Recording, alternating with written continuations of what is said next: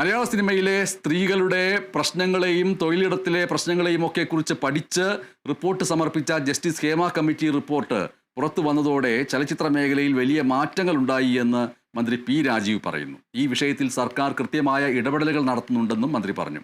ചലച്ചിത്ര മേഖലയിലെ പ്രമുഖനെ തന്നെ അറസ്റ്റ് ചെയ്തിരുന്നല്ലോ എന്ന കാര്യവും പി രാജീവ് കൊച്ചിയിൽ ഉന്നയിച്ചു.